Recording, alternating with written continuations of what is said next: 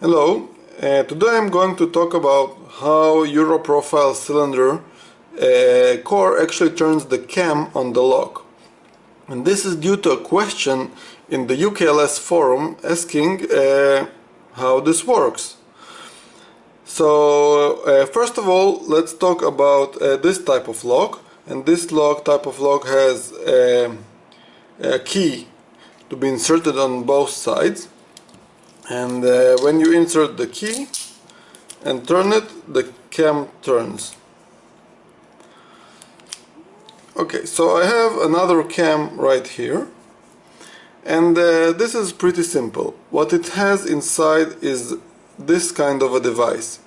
As you can see, it has two parts which rotate independently, and these parts fit into the cam like this, but they can be pushed either to one side or the other.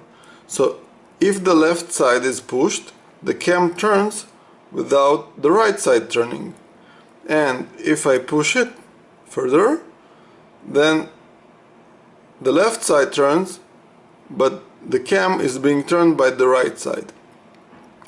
So this sits inside the lock. When you insert the key, let's take a key. When you insert the key, basically you push the side from the key into the cam, and then when you turn the core, this part interacts with a slot in the core like this. So the key pushes it so that half of it is in the core and half of it in the cam, and then when you turn the core, you turn the cam, but you don't turn the other side of the lock. As you can see, the left side remains stationary. Let's see if I can do it with the cam.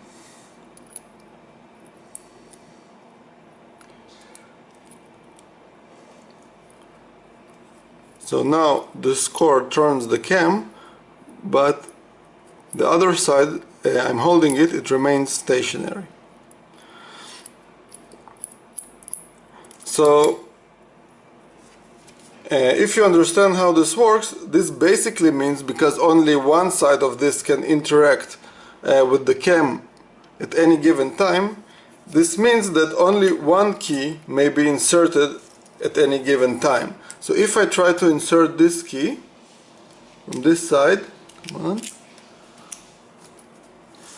when I insert it all the way in, it will pop this key out because it pushes the two-part cam rotator in. And the other way, when I push the right side, the left key pops out, and when I push the left key, you can see the right key pop out because I pushed the rotating part in. So this is for a two-part Euro cylinder. And now for something like this, where you have a thumb turn and the key. And if you notice, the key turns the thumb turn with the cam. But if I remove the key, then only the thumb turn was supposed to work, and obviously this lock is broken. Okay, magical movie moment.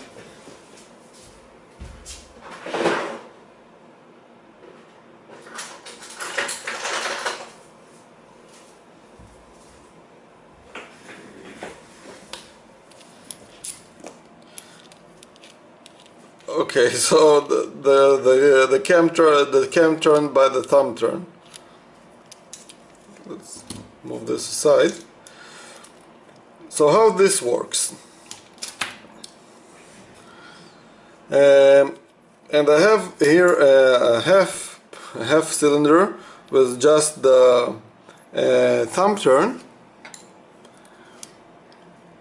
And as you can see, the thumb turn has a permanent part which goes inside the cam. So once the cam is on this lock, it will always turn. It's statically connected to the thumb turn. You can't turn the cam without turning the thumb turn, and the other way around. But how do we make the core interact with the cam and turning the thumb turn? So the cam has two sides. One side is engaged by the thumb turn, and the other side is engaged by this device, which is sometimes called a clutch. So let's see how it works. And I insert it in here, and it is spring loaded. As you can see, if the spring is extended all the way, then it spins freely. But if the spring is pressed, then it turns with the thumb turn, and more importantly with the cam. So let's take a look what happens when I put the core in. So now the core is disengaged. You know what, let's put the cam.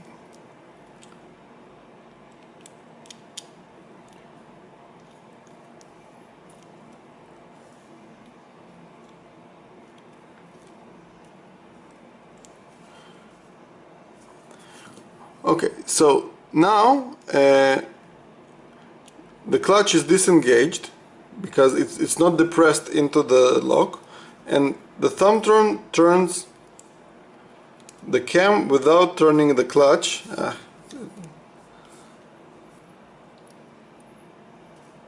I hope you can see this.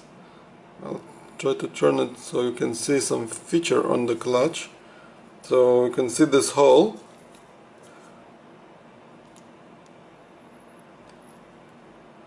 Here it turns without turning the clutch, so the core doesn't need to turn when the thumb turn is turned. But again, there's a part here that engages with the core,